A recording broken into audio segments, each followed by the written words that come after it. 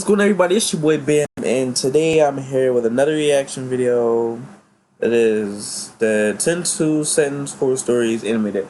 And I only did this because I did a poll on my Instagram to see what I wanted to watch next. It was either horror, something scary, or try not to laugh. And the majority voted something scary. Hate every last one of them. Hold on, let me stop you right there. How you doing, everybody? Ladies and gentlemen, this is Future Bam. Past Bam forgot to tell y'all that the poll was did on his Instagram. I think, matter of fact, now I think about it, I think I did tell you that. You know, even better, I will put my Instagram in the description down below so y'all can follow me, and y'all can do. I'm gonna do extra polls on there for whatever y'all want to react to next. If y'all have any suggestions, you know, comment down below and help a brother out. Thank you very much. Now get back to the video. Alright. Thanks. And this is something, as you can see, I'm doing this in the dark. I ain't no pump, ain't no bitch. Doing this in the dark, whatever. I'm about to get this over with. I sometimes laugh when I'm scared. Well, I ain't scared, no. I ain't never scared. Yeah. Alright, let's get this over with. 10 2 Cents Horror Stories animated.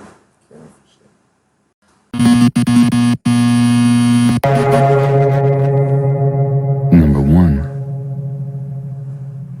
I was having a pleasant dream when what sounded like... Hold on.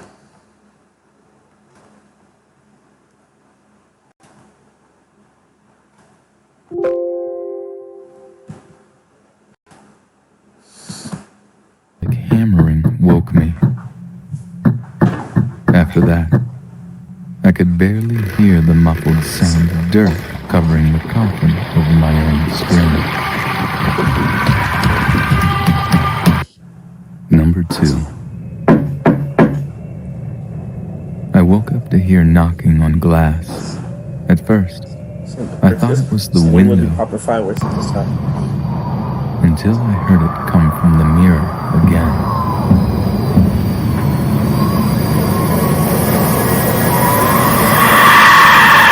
Number 3.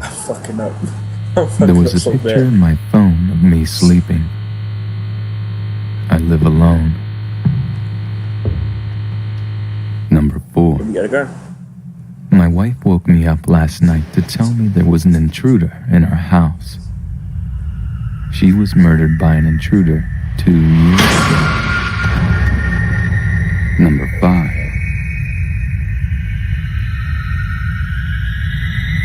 I never go to sleep, but I keep waking up. Number 6. The last thing I saw was my alarm clock flashing 12:07 before she pushed her long, rotting nails through my chest, her other hand muffling my scream. I sat bolt upright, relieved it was only a dream. But as I saw my alarm clock read 12:06, I heard my closet door creak open. Number 7. Out the window.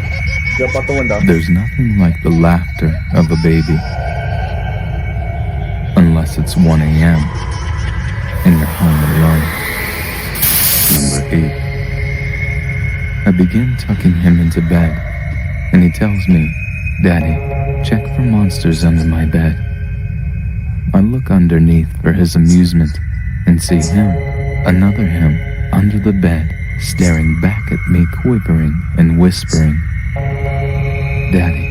Number 10. Sarah! A girl heard her mom yell her name from downstairs. So she got up and started to head down. Sarah! As she got to the stairs, her mom pulled her into her room and said, I heard it too.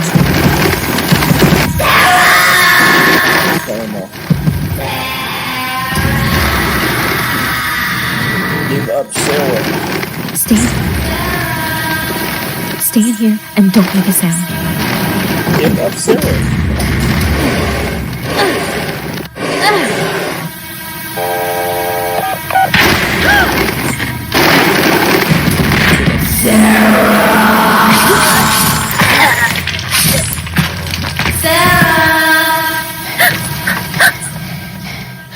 too.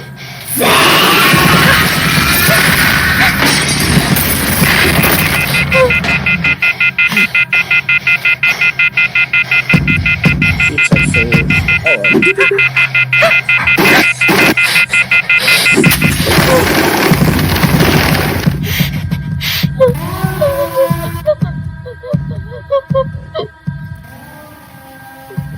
Damn.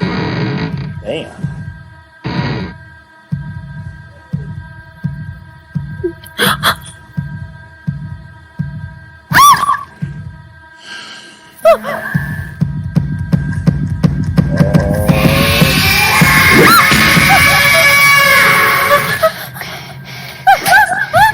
Why'd you smack it?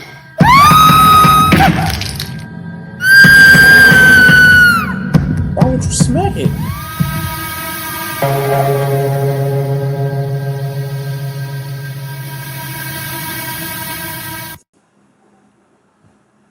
Not scared, a little creepy, not scared at all.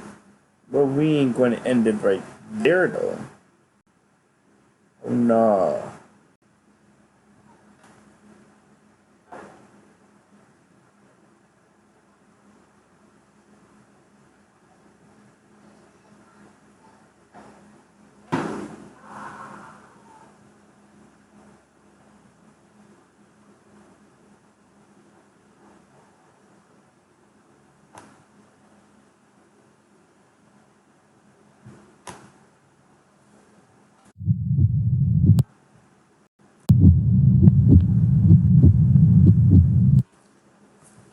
Alright, not scared of that one. Creeped out kinda, not scared at all. And it was a short, so we're not gonna end it right there. We're gonna do like 10 minutes of this one, which is 14 more horror stories animated. Compilation of 2016. Wow. So let's get it on.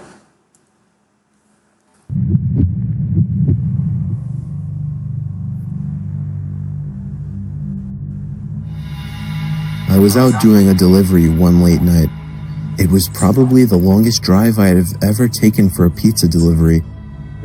From the pizza place I worked at, it was a 20-minute drive, which isn't too crazy out where I live.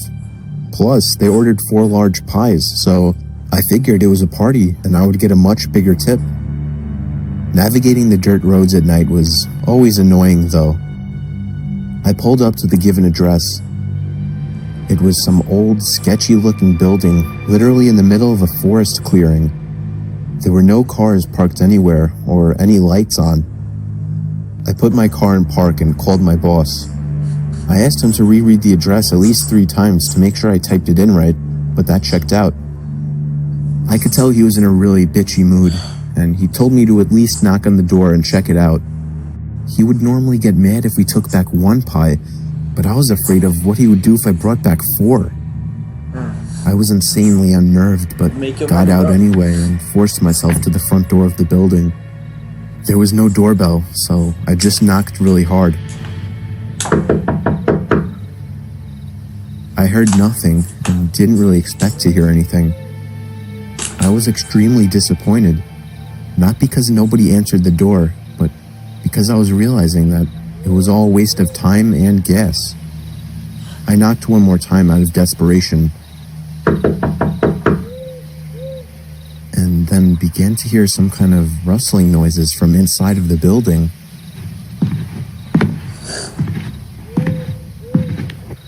I knocked again and yelled that I was the pizza guy.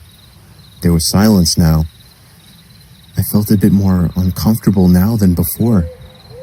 But before I could turn around, I noticed something at the window. There was someone looking through the window. I couldn't tell if it was a man or a woman. All I noticed were their eyes. Their eyes were open wider than I knew possible, staring intently at me. I was disturbed enough by this and dropped the pizzas and ran back to my car. The shitty thing wouldn't start until turning the key for the 3rd time. I drove off the grass and back onto the dirt road, but I felt the car rocking about, shaking and bumping. Something wasn't right. I didn't make it far from the building before I started hearing a sharp scraping sound coming from outside. There was so much resistance that I couldn't even drive. The car came to a stop. I got out of the car to check what the hell was wrong. A chill ran up my spine as I began to feel like my heart was constantly skipping beats. My tires had been slashed and had completely fallen off the rim. Not just the front though. All 4 tires were slashed. I realized somebody did this when I was knocking on the door to that building. Instead of running, I got back in the car and locked the doors. I was so close to that building, I could practically see it from where I was if it weren't for the trees blocking the view. I dialed 911 and explained everything to the operator. She told me the cops would be over as soon as possible and that I need to stay hidden. I asked her if it was advisable to stay in the car or run, and she told me it would be best to stay in the car with the door locked. She asked me to stay on the line with her until the cops arrived. My whole body was shaking. In all directions, there was nothing but dark, seemingly endless forest. I knew it would take forever for the cops to get there. I was not comfortable with sitting in that car so close to whoever did this. The next part, though, is what utterly destroyed me. It still shakes me to this day, and I hope nobody ever has to experience this kind of fear. As I was scanning all the windows, making sure nobody was outside, I looked in the rearview mirror, and there was the same person I saw at that window. I see now that it was a woman, and I could ever so slightly see a smile begin to spread across her face. I opened my door and full-on sprinted into the woods, not caring how much noise I made. I ran until I was out of breath, which didn't take long, and I hid behind a giant log on the ground. I tried to cover my loud breathing with my hands as I waited and waited. Roll. Never stop. Haul ass. Don't look back. First of all, he went in the woods screaming. That's somebody. First of all, that's white people shit. Second of all, that's dumb. Because if you go in there screaming, he's going to know exactly where you at. But Waited for what felt like hours until I finally heard sirens in the distance. lucky he didn't get caught. He was just sitting there. I gathered up all the stamina I had left to run all the way back in the direction of the dirt road. Eventually, the glowing red and blue lights came into view, and I had never felt better in my life. They were parked in front of my car, investigating with flashlights. I came out yelling at them like a lunatic to help me. I fell to the floor and started to gag. Now y'all know if it was a black dude doing that, we got shot off the rip, right? Yeah. Almost throwing up from running so much. They picked me up and began to question me, to which I explained everything to the best of my ability. One of the two cars drove over to the building, and the two officers began to search the building. They came back with nothing except for a couple of spiky objects. These objects were exactly the same as the ones used to slash my tires. The cops guessed that it was some kind of sick, demented couple, being that I saw the woman, but unfortunately they were never found, and that still kills me to this day. What? Yeah, we got a joke to show you. What? Ready, Mason? Ready, Mason? There we go. Twinkle, twinkle, little blue, how I wonder, where are you? Ever since you've been so hard, are you ready to die? Oh my god. I'm literally in the middle of recording a YouTube video right now. Can y'all? Your breath mid- Wait, 14 more horror stories. Yeah, I'm watching this scary video. Can we watch it? Wait, cannot. Scary. Out.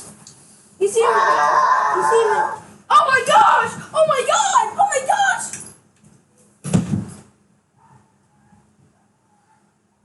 Of course, I had to go look.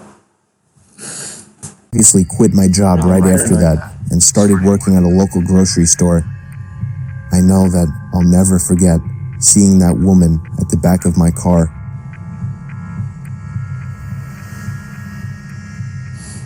Oh,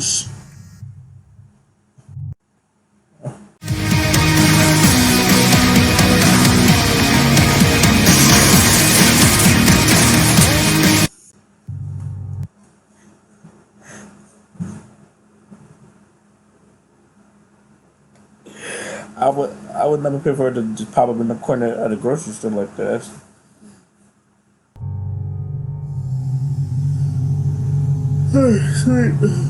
I recently moved out, and I already have a horror story to tell. The house I moved into isn't anything impressive. It's just a house that's appropriate for 1 or 2 people. He fucking lying. That's like a nice ass house, animated. But I'd say right away, I started hearing weird sounds coming from inside the walls. I first heard it in the kitchen, and then in the bathroom. But on night 3, I started hearing it in my bedroom. I was sure there was some kind of animal living in my walls. I just had to figure out how to get rid of it. The next morning, I didn't even have enough milk to fill the bowl of cereal. I couldn't believe I hadn't realized I needed more milk. In fact, I seemed to be eating up all of my food pretty fast. I woke up in the middle of that night to the sound of breathing. Not my breathing. It sounded just like the breathing of a person. I flipped the lamp on and it stopped. I chalked it up as my mind playing tricks on me after waking up.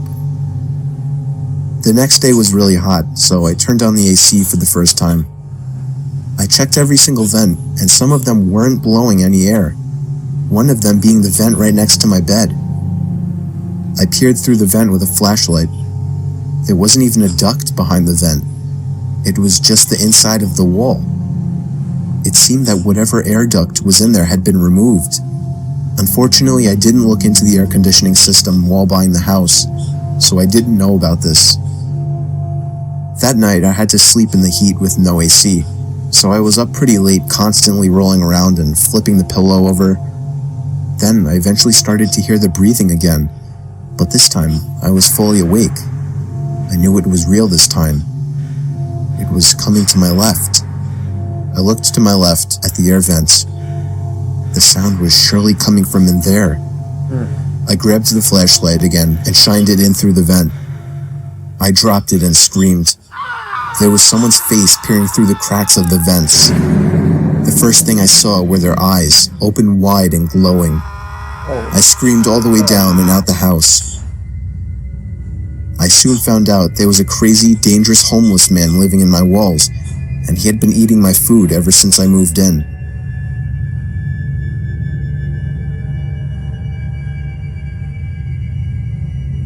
And homeless people eating your food and shit. Oh no.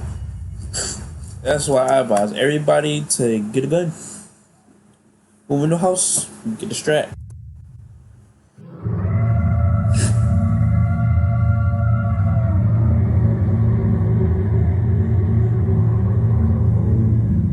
I was doing some night hog hunting in the woods near my backyard. I was hiding in the tower I had built about a decade ago. In case anyone's wondering, I of course had a night vision scope attachment. I guess I'm what you would consider a hardcore hunter. I don't want to bore you with the unnecessary story prolonging details, so I'll make this short. And I want everyone to know that though I agree this story sounds far-fetched and crazy, it is nothing but the truth. And I in a way actually consider myself lucky that I'll always have such a horrifying story to share. So, Lucky to have a horror story. Oh, okay. while I was sitting in the tower waiting for movement, it finally came. I took aim and found the source. But it wasn't at all a hog, or any kind of animal I was expecting. It was a person. A man wearing all black. Black sweatpants, black shoes, and a black hoodie with the hood over his head. But that wasn't the freakiest part. He was dragging a sack behind him. My heart started racing. I was pretty sure I was witnessing this guy trying to bury a body. Yeah, so he wore all black. You just automatically assume that he dragging a body. That could be garbage, and he could have got lost. I'm just saying, like, you can't just automatically assume you dragging a body. Like, I don't know. I continued to watch him, Almost time capsule. but then he slowed down, and I swear to God, it looked as if he turned his head up to me. No, shooting. I ducked down under the wooden walls of the tower, shaking in my boots. I just straight shot. Yes, I had a gun, but just the idea of using it against a person is horrifying. I lay low, praying to God that he hadn't seen me. No, that people get gun. They just hoping somebody try some shit, so just so they can use it. So they get a new gun, new house. So they hear footsteps. Knowing they live alone, hype as shit to shoot somebody. Wouldn't make sense if he could, though. It's practically pitch black out here. Or at least, that was my logic. Seconds felt like an eternity as I waited for the footsteps in the leaves to move elsewhere, but I didn't hear any footsteps. All I heard was the sound of a foot hitting one of the wooden planks on the ladder of the tower. I felt the entire tower vibrate and shake as there were 2 more steps moving up the ladder. At this point, I was asking myself deep down, am I going to be able to shoot someone? I know I would. But for some reason, whoever was down there decided not to climb all the way up, as I heard them jump back down to the forest ground and began dragging the sack away.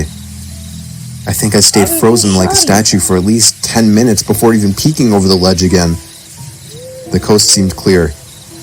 I had to get home and warn the police immediately. I'll take that I risk. hopped over the ledge and descended down the ladder. I turned on my pocket flashlight, which in hindsight was a stupid move considering the situation, Stupid ass. and ran back in the direction of my house. I was only able to run for about 10 seconds or so when I heard the rapid, manic footsteps crunching the leaves from behind me. I took a look over my shoulder, and there he was, inches away from my face. I spun around and shot him in the shoulder. He stopped and screamed in agony, and I took that moment to finish my dash to my house. Damn right. Shoot his ass.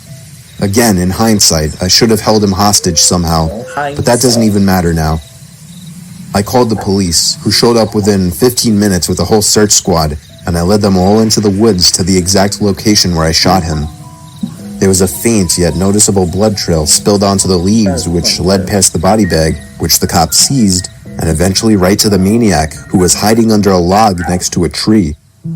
He was arrested and tried for the murder of Jin Quen Sakanaki, a Japanese corner store owner. I don't know the full story behind it, but I do know I won't forget this one for the rest of my life, and I'll also be telling it for the rest of my life.